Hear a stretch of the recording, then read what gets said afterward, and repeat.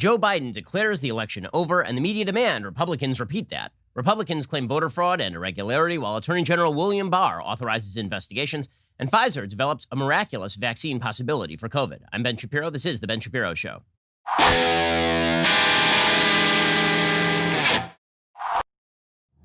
The Ben Shapiro Show is sponsored by ExpressVPN. You have a right to privacy. Protected at expressvpn.com/Ben. We'll get to everything in the news in just one moment. First, let us talk about the fact that everybody wishes that Black Friday and Cyber Monday, that these were everyday things because you could save lots of money. But here is an easy way for you to save lots of money without changing anything that matters to you in terms of quality. I'm talking about your cell phone coverage. So you got coverage from Verizon or AT&T or T-Mobile. What if you could get that exact same coverage, but save a bundle on that coverage? Well, this is where Pure Talk USA comes in. Pure Talk can easily save you over $400 a year. Listen, this is all you need. Unlimited talk, text, 2 gigs of data for just $20 a month. If you go over on data usage, they don't charge you for it. One of the ways that the cell phone providers get you is they charge you for unlimited data that you are not using because it is literally impossible to use unlimited data. Pure Talk USA is not going to overcharge you for the data. Switching to Pure Talk is the easiest decision you will make today. You can keep your phone and your number or get great deals on the latest iPhones and Android. Grab your mobile phone, dial pound 250, say Ben Shapiro. When you do, you save 50% off your first month. Dial pound 250, say keyword Ben Shapiro. Pure Talk is simply smarter wireless. Go check them out right now and save a fortune on your cell phone bill. Check them out, Pure Talk USA. Dial pound 250 and say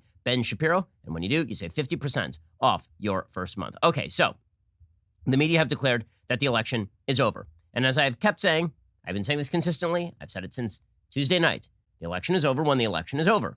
The election is technically not over until all of the legal lawsuits come to an end, until the election results are certified, until the electors are selected and then actually vote. The election is not technically over. And while everyone seems to be panicking, like sheer panic in the media over the fact that Trump has not conceded the election, who cares? I mean, really, who cares? I understand that there are lots of people who are very upset that Trump hasn't conceded the election and think it's undermining the integrity of our elections and that more Americans are not going to believe in the integrity of our elections. Okay, let me just tell you, it's a temporary phenomenon. Okay, the reality of the situation is that Americans typically don't tend to believe in elections when the elections don't go their way. And this holds true for literally every election. Okay, it's certainly been true since 2016. So there are a lot of people today who are pointing to Gallup polling results showing that when it asked about election integrity for Democrats, their belief in election integrity began to soar as soon as they thought they'd won the election. They're not talking so much about that, right? But if you go back all the way to, say, October 21st, on October 21st, only a bare majority of Democrats said that the election of 2020 was going to be free and fair.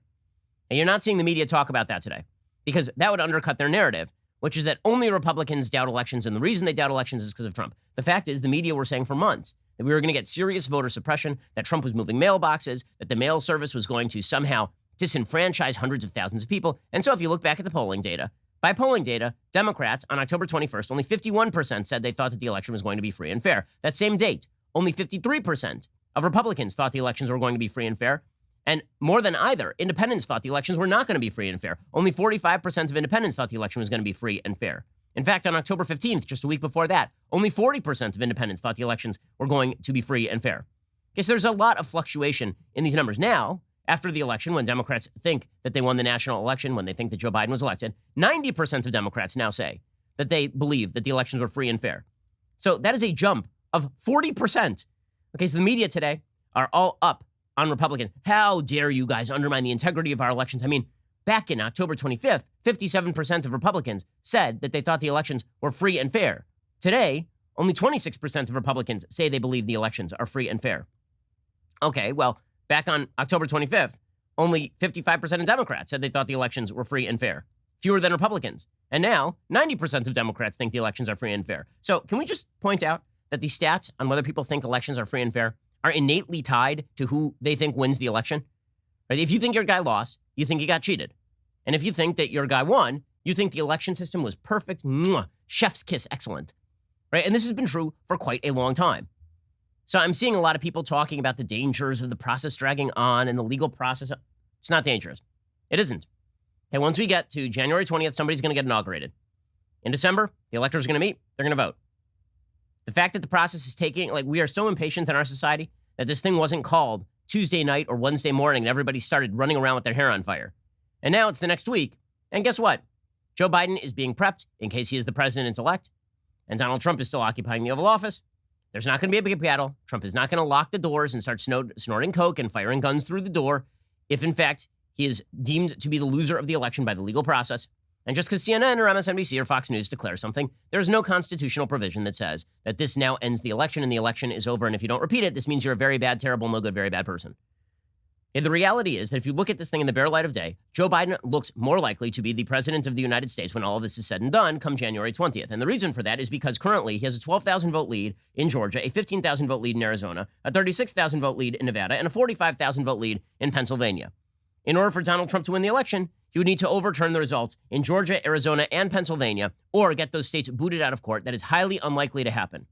Okay, so if you had to lay money on this thing, you'd lay heavy money on Joe Biden being inaugurated in January. But that does not mean that the process is over, nor does it mean that if the Trump campaign shows significant evidence of voter fraud, like really, really significant, like in the tens of thousands to hundreds of thousands of votes, that wouldn't shift the election. Is that sort of a hope and a prayer for a lot of Republicans? Sure. Is it also true that they're going to definitely be able to find evidence of voter fraud and voter irregularity? Absolutely. Right? They are absolutely going to be able to find evidence of that because in an election that involves 150 million people voting, you would assume that there are going to be some people who engage in voter fraud and voter irregularity. And that is a very large number, 150 million people. But it's a very hard stone to lift to suggest that hundreds of thousands of votes were shifted by voter fraud or to prove that in court. So people might be suspicious after the election. Hell, after the election in 2016, 67% of Democrats, literally 67% of Democrats by polling data said that the Russians had switched the vote numbers. So spare me all the hysterics about people think the elections are rigged and it's going to completely destroy our democracy. Same poll today from Morning Consult that's showing that only 26% of Republicans say the elections were free and fair showed that in 2016, only 39% of Democrats thought the elections were free and fair. Today, it's 90%. Is that because they're super consistent about American elections being free and fair, or is it because people tend to follow their partisan nose? The last time that there was no partisan gap in terms of election process and people thinking the election was fair was 2004. In that election, 65% of independents, 68% of Democrats, and 66% of Republicans thought that the election was free and fair. But even if you go all the way back to 2000, only 44% of Democrats thought that the election was free and fair. In other words, in every election where your candidate loses, you tend to think that the process was skewed. And in every election where your candidate wins, you tend to think that the process was not skewed. So let's take with a grain of salt all of the talk about the end of democracy because this process is taking a while and because Trump won't concede and be great. First of all, do you really believe that if Trump said tomorrow, you're right, I lost, you think if he said that all of a sudden Republicans would be like sanguine about this thing? That they wouldn't suspect voter fraud or voter irregularity? Hillary Clinton, within the week of the election, conceded the election. And still, a vast majority of Democrats thought Russians had changed the votes. For 4 years, we got talk about how Trump was an illegitimate president and the election was fixed on behalf of Vladimir Putin and Facebook or some such nonsense. Okay, so again, take everything the media is telling you with a grain of salt. It is the formation of a narrative whereby anybody who wants to wait to declare the election over is a cat's paw of Donald Trump and is complicit in the rejection of the republic. There's a constitutional process. The constitutional process has not been violated as of yet. It has not. There's nothing in the constitutional process that says that Donald Trump has to concede before he gets to go through his legal challenges. So the media are trying to build up momentum for this idea, and this is what they constantly do. They find a statement that nobody really made, and then they ask every Republican to defend the statement that nobody really made. The media are a big story in all of this. The constant driver by the media is a false narrative that portrays one side as eminently reasonable and the other side as eminently unreasonable. Again, after years of declaring Stacey Abrams is still the governor of Georgia, spare me the hysterics about people who are wondering whether voter fraud and voter irregularity impacted this election. At least voter fraud and voter irregularity, you're going to have to prove it. Voter suppression, there's no way to prove. Voter suppression is an unprovable thesis. And this is what Stacey Abrams alleged. She alleged that people not voting was, in fact, the problem in Georgia. Okay, there's no way to unring that bell. Okay, because the people who voted, voted, and the people who didn't. And there's literally no way to prove that people who didn't vote because they were suppressed or because they just didn't want to or for any other reason. Voter suppression is a far harder charge to prove than voter fraud. The good news is, at the end of this process, either large amounts of voter fraud and voter irregularity will have been proved or they will not have been proved. So all of the kind of crazy, insane, hysterical conjecture about how the American Republic is on the brink and Everything's going to end because Republicans are following Trump down the primrose. We've been hearing this crap for years. It ain't going to happen. Everything's fine. Yeah, I know everything's fine. It's not what people want to hear right now, but it is. We have a process for this, and the process is going to play out, so calm your asses down. We're gonna get to more of this in just 1 second. First, let us talk about the fact that not too long ago, over 100 million people had their personal information stolen in a major data breach. Social security numbers, contact details, credit scores, and more, all taken from Capital One customers. It's not just Capital One. Equifax, eBay, Uber, PlayStation, and Yahoo have all leaked passwords, credit card info, and bank numbers belonging to billions of users. If you think hackers only target large companies to get your information, you are wrong. That is why I use ExpressVPN to safeguard my personal data online. According to recent reports, hackers can make up to $1,000 from selling someone's personal information on the dark web, making people like you and me easy, lucrative targets. ExpressVPN is an app for your computer and phone that secures and encrypts your data so you can have peace of mind every time you go online. The app connects with just one click. It's lightning fast. The best part is ExpressVPN costs less than $7 a month. That is a great way of protecting your data. If a breach can happen to Capital One, it can certainly happen to you. Protect yourself with ExpressVPN. Use my special link, expressvpn.com/Ben right now. Arm yourself with an extra 3 months of ExpressVPN for free. That's expressvpn.com/Ben for an extra 3 months for free. There's a reason I use ExpressVPN to protect myself. I'm always worried about people stealing my data. You should be too, and you should be using ExpressVPN to protect yourself today. expressvpn.com/Ben for an extra 3 months of ExpressVPN for free. Okay, so Joe Biden has declared the election over. The media have declared the election over. And of course, you're very, very bad if you don't also declare the election over. Even if you say the election has a natural terminus, it has a legal terminus, we're going to go through the process. Nope, you're bad. Here's Joe Biden saying the election is over, so stop talking about the election's over. This election is over. It's time to put aside the partisanship and the rhetoric that designed to demonize one another. It's time to end the politicization of basic responsible public health steps like mask wearing and social distancing. We have to come together to heal the soul of this country so that we can effectively address this crisis as one country where hardworking Americans have each other's backs. Okay, so the election's over, give it up. And then we get Whoopi Goldberg, the specter of Whoopi Goldberg, saying that we have to suck it up. You know, we sucked it up when Trump won. In what way did Democrats suck it up when Trump won? We got 4 long years of you whining that Trump wasn't the actual president of the United States, not my president, the Women's March in the immediate aftermath of Trump winning. We got huge Black Lives Matter protests throughout the summer, the idea being that Trump was the font head of systemic American racism. We got the media and their collusion narrative that went on for years on end despite lack of evidence. We got an impeachment. At what point did Democrats actually come to terms with the fact that Trump had won? They never came to terms, which is why they're so celebratory now, because they think that now reality has snapped back into place. But spare me, really, all of this stuff is just, ugh. All these people who are unwilling to accept the results of election now going, you know, you guys, you got to grow up. I'm not willing to hear that from you. I'm sorry, Whoopi Goldberg. I think you have, I think you literally have no leg to stand on here. This is, well, not literally. I assume you have legs, but you have no leg to stand on here. Here is Whoopi Goldberg.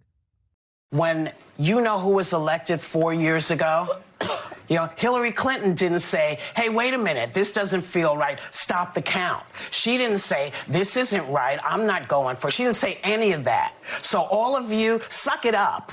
Suck it up like we sucked it up. And if you are not sure that you're comfortable with Joe Biden, do what we did. Find things and then take it to the law. And if the law says it's something to look at it. But from now on, suck it up. Okay, that is literally what is happening right now. People are literally going to the courts. They're literally filing affidavits. Okay, so in the meantime, Attorney General William Barr, he has put out a memo to assistant U.S. attorneys all over the United States, telling them that if they see credible evidence of election fraud, then they should investigate it. This is being taken by the media as a sign that William Barr has militarized on behalf of the Trump campaign. Literally changed no legal standard. Okay, so the headlines are, William Barr initiates investigations, and the media are like, yeah, but we don't see any evidence of serious widespread voter fraud. That's not what the letter says. So here's what William Barr's letter actually says. He's the Attorney General. Here's what he actually says. And by the way, people are saying that this is him, you know, basically trying to please Donald Trump, that this whole thing is about him trying to appease Donald Trump because Donald Trump doesn't want to accept that he lost the election or something. What if the reason that William Barr is doing this, I mean, here's a possible take. What if the reason William Barr is doing this is because, number one, there may actually be credible allegations of voter fraud out there that are worth investigating, and two, if there are not, it is good for the DOJ to be on record saying that they were investigating those things so people feel more safe and secure after the election is over.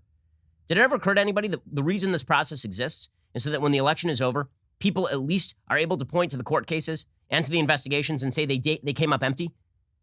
Right? It turns out that the Mueller investigation, it was bad and it was badly predicated, But the Mueller investigation did justify Trump's claims that there was no collusion, made it very difficult for Democrats to claim there was collusion.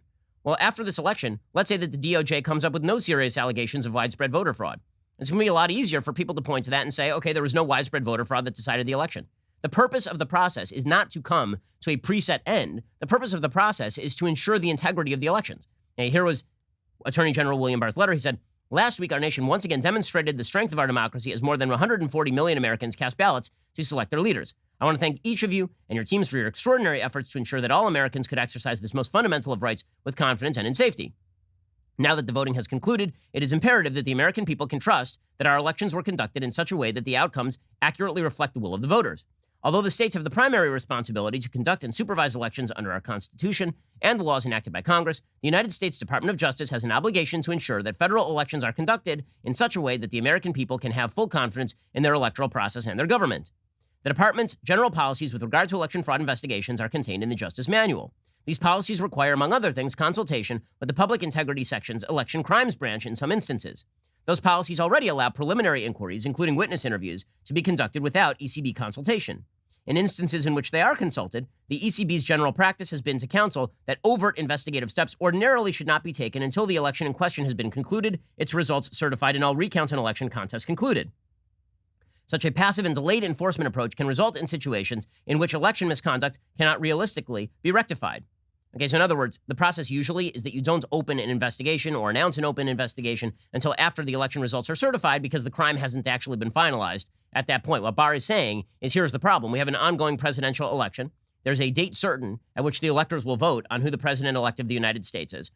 And we need to know before then exactly what the outcome of these investigations is going to be, whether they are serious or whether they are unserious. And so we are expediting the process. Is that really bad that we're expediting the process?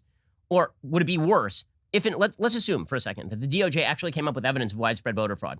Wouldn't it be significantly worse if the electors went and voted Joe Biden into office, and then 2 years from now, the DOJ came to the conclusion that hundreds of thousands of votes did shift, right? Wouldn't that be a lot worse?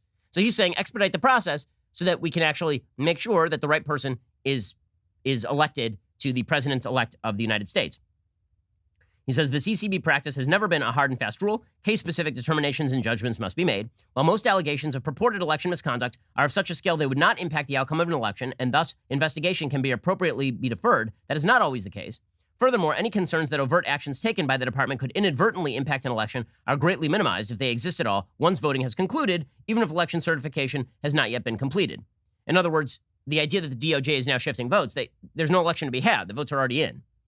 Given this, and given that voting in our current elections has now concluded, I authorize you to pursue substantial allegations of voting and vote tabulation irregularities prior to the certification of elections in your jurisdictions in certain cases, as I have already done in specific instances. Okay, now this line has been taken out of context to suggest that Barr is overtly saying there has in fact been substantial allegations of voting and vote tabulation irregularities.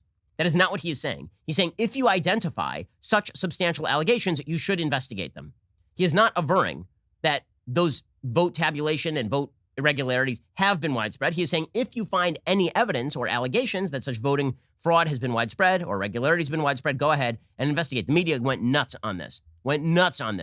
How dare he? He says any investigation of claims of irregularities that, if true, would clearly not impact the outcome of a federal election in an individual state should normally be deferred until after the election certification process is completed.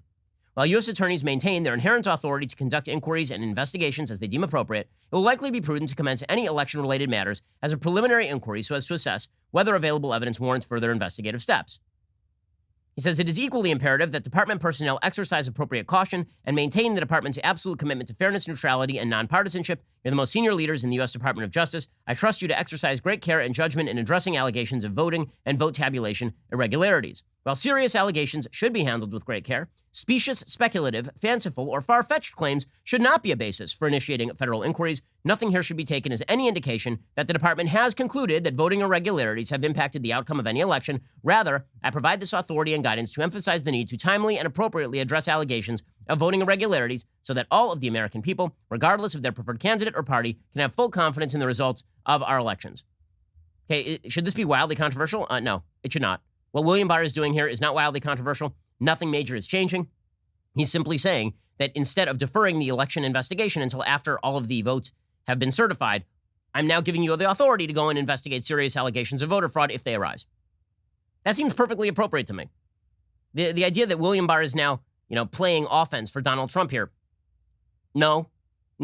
He's doing what the DOJ ought to be doing, which is investigating serious allegations of voter fraud before the possibility of the rectification of the problem disappears, because it does disappear on a particular date.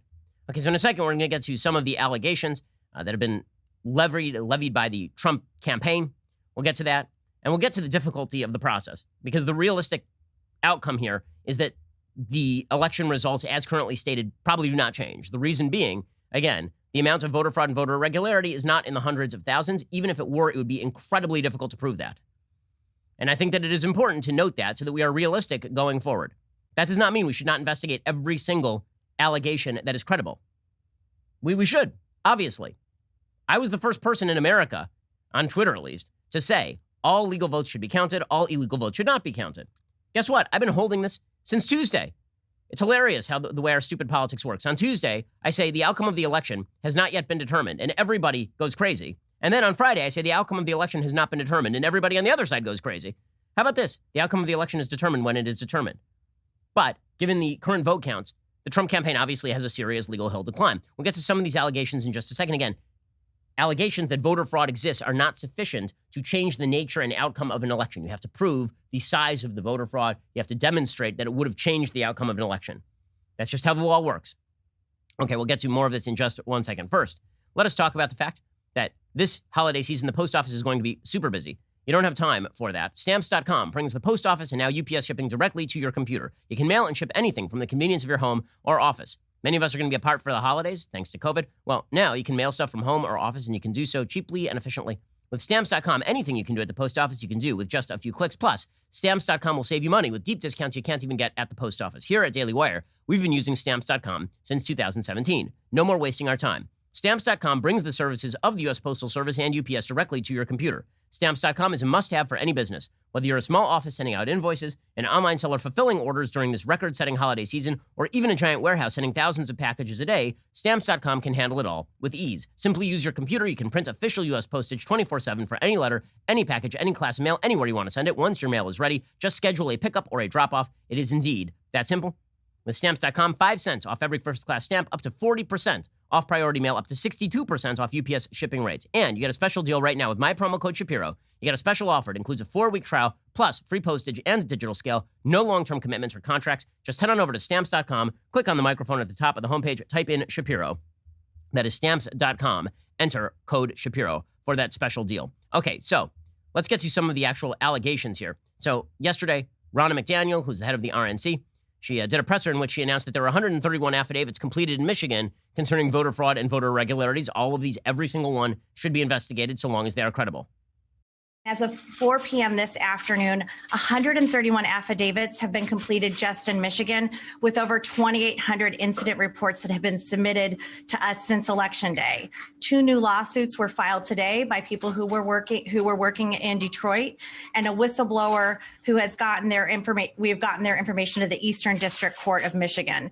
Okay, so all of those should be investigated and will be investigated. It is worth noting at this point that 131 allegations or affidavits in Michigan is unlikely to change the voting outcome in Michigan, because the fact is that in the presidential election, President Trump ended up right now, he's down in the actual vote count by about 150,000 votes, 146,000 votes. So it's going to be difficult for him to overcome that burden, even with 131 affidavits. Now, listen, should our systems be cleaner? Absolutely, right? Our systems should be run like Florida. Would it be great if there were no voter fraud, no voter irregularity? Absolutely. But that is not the legal burden. The legal standard here is you have to prove enough. I'm just telling you so we're realistic about the future here, guys. This does not mean the system can't get better. It doesn't need to be better. What it does mean is if you're expecting the outcome of the election to shift based on voter fraud or voter irregularity, you have to look at the actual hard numbers and the actual legal standard, because there is a process. It is going to go to court. That is the way that this works. Now, there are cases where voter glitches do change outcomes. For example, Daily Wire, Ryan Saavedra reporting, an incumbent Republican in Michigan actually went from losing his re-election race to winning it after officials discovered a technical glitch by which the results from 7 precincts had been counted twice. Officials responded to the error by urging voters to have confidence in the system. Adam Kochendorfer, Republican of Rochester Hills, went to bed Tuesday night believing, with all precincts reporting, he had lost his seat on a 21-member board of commissioners to Democratic challenger Melanie Hartman by 104 votes. But there was a problem. According to the Oakland County Clerk Lisa Brown, the total from 7 precincts in the city had been reported twice. So the final count correctly moved Kochendorfer from a 104 vote loss to a 1,127 vote victory. Okay, right. So these are small numbers, but those small numbers matter in an election in which there are only 40,000 total votes. So you do see stuff like this. Right? It is important to note that the presence of voter fraud and voter irregularity does not mean that entire huge election swaths decided by tens of thousands or hundreds of thousands of votes are going to switch. This is a point made by the Georgia Secretary of State yesterday. So he said, yeah, we're going to find voter fraud, and yeah, we're going to find voter irregularity. But he's a Republican Secretary of State in Georgia, by the way. He's saying that is not going to likely change the 12,000 vote margin in Georgia. Remember, Al Gore couldn't even get via recount in Florida, and via all of the legal maneuvering, he couldn't even narrow a 1,000 vote differential between him and George W. Bush in 2000.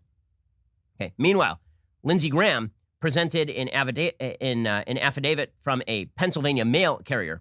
His name was Richard Hopkins. He's a mail carrier who claims he was instructed to collect late ballots with the apparent intent from Postmaster Rob Weisenbach to backdate the votes. Hopkins made the claim in a signed affidavit under the penalty of perjury. Although, as I understand Pennsylvania law, ballots must be postmarked by 8 p.m. on Election Day, November 3rd, 2020 in Pennsylvania, Postmaster Rob Weisenbach directed my coworkers and I to pick up ballots after Election Day and provide them to him, the affidavit reads in part, adding, quote, I heard Weisenbach tell a supervisor at my office that Weisenbach was backdating the postmarks on the ballots to make it appear as though the ballots had been collected on November 3rd, 2020, despite them in fact being collected on November 4th and possibly later. A U.S. Postal Service spokesperson told the outlet it was aware of Hopkins' claim and has referred the matter to the U.S. Postal Inspection Service and the Office of the Inspector General. Weisenbach did not respond back to a request for comment. Graham said in a statement, it is imperative that all credible allegations of voting irregularities and misconduct be investigated. He said, the presidential election remains close in multiple states. As chairman of the Senate Judiciary Committee, all credible allegations of voting irregularities and misconduct will be taken seriously. I will not allow credible allegations of voting irregularities or misconduct to be swept under the rug. Good. It'll be fully investigated, right? The message of the show today, all of this stuff can and should be fully investigated. And will be, I think. And will be. Meanwhile, in Michigan, a third lawsuit has been filed over Michigan's vote count. This one was filed in Wayne County Circuit Court, alleging problems with the counting process at TCF Center in Detroit. The filing relies on the affidavits of 4 Republican poll challengers and a City of Detroit employee who said she worked in the city's election headquarters through September, a satellite clerk's office in October, and the TCF Center the day after the election. This is according to the Detroit News. Besides the affidavits, no actual evidence of the alleged issues was presented. The allegations range from restrictions on poll challengers to late arriving batches of absentee ballots to the encouragement of early voters to cast their ballots for Democratic presidential candidate Joe Biden. Election officials said they allowed the maximum number of poll watchers for both Democrats and Republicans, only restricting access to additional poll watchers because of COVID-19 concerns. The suit seeks an independent audit of the election, a halt to the certification of Wayne County votes, an order voiding the county's election results, and the initiation of a new election in Wayne County. There's already been judges who have turned this down.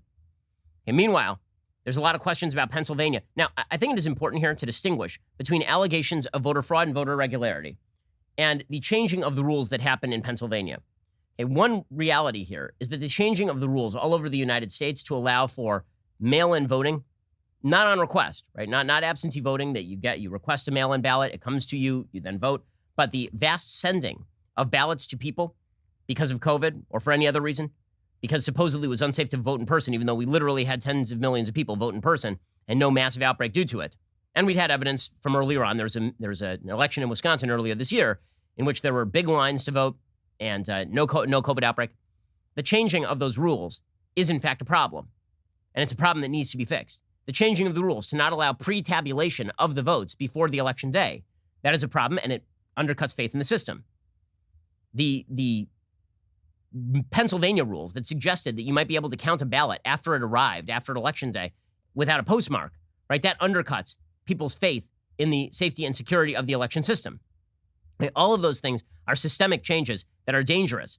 That is not quite the same as voter fraud or voter irregularity. So it's important to tease out the various issues for sure. And now, all of these issues, I believe, are going to be teased out. And I think that we are seeing responsible rhetoric from people like Mike Lee, from people like Mitch McConnell. We'll get to that in just one second, because while we are seeing responsible rhetoric, really, I don't think it's irresponsible for Republican senators to say the process is going to play out. We have faith in the process. Why is that more irresponsible than simply declaring the election is over, and if you refuse to repeat it, you're a bad person, which is the media's take on all of this? Here are some of the Republicans responding to all of this. So Mike Lee, the senator from Utah, he put out a statement. His statement says, both candidates have every right to exhaust every legal remedy at their disposal under the law. Voters on both sides of the political aisle understandably expect and indeed deserve to have a high level of confidence in the results of each election. Especially in a close, hotly disputed presidential election, the candidates are uniquely positioned to decide whether to request recounts, verify the accuracy of data, and otherwise take steps to ensure that all votes have been counted properly and lawfully. I look forward to working with whichever candidate emerges as the winner at the end of this process. Okay, and then Mitch McConnell said yesterday, he was talking about, listen, the states haven't certified yet, so all of this talk about how if we refuse to just say President-elect Biden, it's because he literally is not President-elect Biden. It's hilarious. We've had fact checkers who've been like white on rice, going after every supposed misstatement by President Trump for 4 years. Then the entire media declare that Joe Biden is in fact the president-elect. Fact check, he is not the president-elect. Okay, he becomes the president-elect when the process concludes and when the electors vote for Joe Biden. The electors haven't even met yet. Here's Mitch McConnell making that very obvious point. Obviously, no states have yet certified their election results. We have at least 1 or 2 states that are already on track for a recount. And I believe the president may have legal challenges underway in at least 5 states. The core principle here is not complicated. In the United States of America, all legal ballots must be counted. Any illegal ballots must not be counted. Why is this wildly controversial? I'm just wondering. Okay, the reason it's wildly controversial is because the media have simply declared that the election is over and they want to move on with their lives, even though, again, the American public have very serious questions, many of them, about the irregularities and the possibility of people playing around with the election. So the New York Times has an entire article today about how evil Republicans are, how terrible, terrible Republicans are, declining to recognize Biden's victory. McConnell says Trump is 100% entitled to challenge it. Okay, well, again, the Biden victory is still preliminary, considering not a single state has certified its election result. This idea that we have to bully every single Republican into saying that Biden is the president-elect, even though the process has not yet concluded. Concessions, when you concede an election, it makes things easier for everybody because everybody can then just move on with the assumption. But until it's actually formally appealed, that is the assumption, right? I mean, that it's an assumption. It is not, in fact, a legal outcome. But the idea here is that you're very bad and you're undercutting the electoral integrity of the United States if you don't call for the assumption to be made across the board. And so you end up with stuff like this. So yesterday, Kayleigh McEnany was doing a presser talking about voting fraud and voting irregularities. Now, here is my general rule. Politicians and political actors get to speak. I think that the Obama administration lied routinely. Routinely. I think that Jay Carney would go out in those press conferences on behalf of Barack Obama and he would lie. I think Barack Obama lied to the American people regularly. Barack Obama lied that if you liked your plan, you could keep your plan. Barack Obama lied that the Iranians were on the brink of moderation if only we made concessions to them. Barack Obama lied about a vast number of issues. But you know what? You still got to broadcast that because the American people are entitled to more information, not less. And you can always debunk it later, right? This is why they have fact checkers, supposedly. But yesterday on Fox News did something that, frankly, I haven't seen a lot. And it does demonstrate the level of the news media's arrogance when it comes to not just fact checking news sources, but literally cutting them off because they don't like what they are saying. Okay, so Kayleigh McEnany was on Fox News, and Neil Cavuto, who I generally like, just cuts her off. Right? She's doing a presser accusing Democrats of voting irregularities. And again, it's either going to be evidenced or it's not going to be evidenced. And if it's not evidenced, then people are going to say that Kayleigh McEnany wasn't telling the truth. All of that is fair. But to cut her off literally in the middle of the presser so that the American people cannot even see the information, this is where we now stand. Our bettors, right, our media bettors have decided what you can see and what you can hear, and that is not appropriate. Social media have been doing the same thing. Social media have been bullied into shutting down true stories. Kevin Roose, who has literally bullied Facebook into lowering engagement on conservative pages. It's insane. Facebook's entire company is now being run by some woke staffers and a bunch of idiots at the New York Times who write op-eds and send nasty tweets about, ooh, look, Shapiro's page, Dan Bongino's page, Mark Levin's page. People are paying attention to them. That's really bad. You guys should downgrade them. Kevin Roose put out a tweet suggesting it was disinformation to point out that an election result in Michigan did shift. It did shift. That's not disinformation. You just don't like the narrative. Tough. But the idea here is that social media and media are our saviors because, you see, they are wiser than you and they are wiser than I am. And therefore, they get to censor what you see and what you hear. Now, again, I am happy to debunk any claim that is false made by a Republican or Democrat. You can do that. But first, you have to listen to the claim. Here's Kayleigh McEnany being cut off by Neil Cavuto yesterday. We want to protect the franchise of the American people. We want an honest, accurate, lawful count. We want maximum sunlight. We want maximum transparency. We want every legal vote to be counted, and we want every illegal vote to be... I just think we have to be very clear. She's charging, the other side is welcoming fraud and welcoming illegal voting. Unless she has more details to back that up, I can't in good countenance continue showing you this. Why? I mean, seriously, couldn't he just come on right after that and say, I don't think she provided any evidence of those pretty outrageous charges? Couldn't he just come on and say, I can't in good countenance continue showing you this? Who are you? I mean, seriously. Like, what are you, God? You can't see that information. You might agree with that information. You might be misled. You might be misled, right? Yeah, that would be a problem. And thus, you cannot see the information. Oh, that's great. I want my media outlet censoring what I can see and what I can hear. That is definitely what I am looking for here.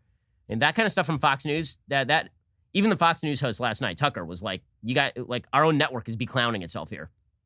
Okay, that followed hard on an outtake from Sandra Smith on Fox News, acting exasperated when other guests on Fox News said, oh, you know what? We might want to wait for the legal process to play itself out. And Sandra Smith didn't realize she was still on camera and was rather skeptical of this claim.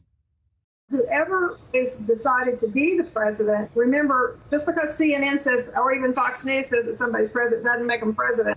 So I think everybody wants to know that this was done properly and legally. What is happening? Like, Trace, we've called it. Okay, we called it, and therefore it's called, right? And once the media call it, it is the truth. That is the way that this works. I only have one problem with this, which is that I don't trust the members of our media to make objective determinations. Not only that, I certainly do not trust the members of our media to determine what I can see and what I can hear so that I can determine whether their determinations are in fact correct or not. We're going to get to more of this in just a second, because it is pretty wild how the media have unmasked themselves. Generally speaking, the establishment media have unmasked themselves during this election. We'll get to that in just 1 second. First, as a parent, I would do anything to protect my kids. I'm sure you would too. Imagine you're a parent pacing around after your injured child in a hospital room. A doctor begins asking you question after question about how your kid got hurt, and you begin to realize they're asking about your involvement in the accident. Where were you when he fell? How did he actually fall? And then you slowly start to see that they think you actually hurt your own child. Wondery and NBC News present Do No Harm. It's a terrifying true story of a family torn apart by the system that was supposed to protect them. Investigative reporter Mike Hixenbaugh chronicles what happens to the Bright family when their 3 kids are ripped away from them and the shocking moments that came next. With exclusive audio captured as the events unfolded, Do No Harm takes you inside the most harrowing moments of the Bright's family fight to protect their children. Subscribe to Do No Harm on Apple Podcasts. Join Wondery Plus in the Wondery app to listen 1 week early and ad-free. I mean, honestly, this is something that seriously a lot of parents worry about. I worry about this.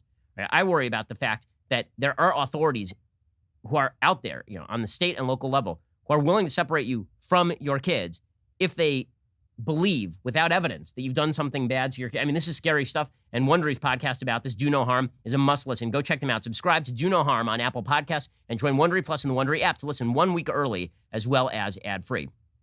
Okay.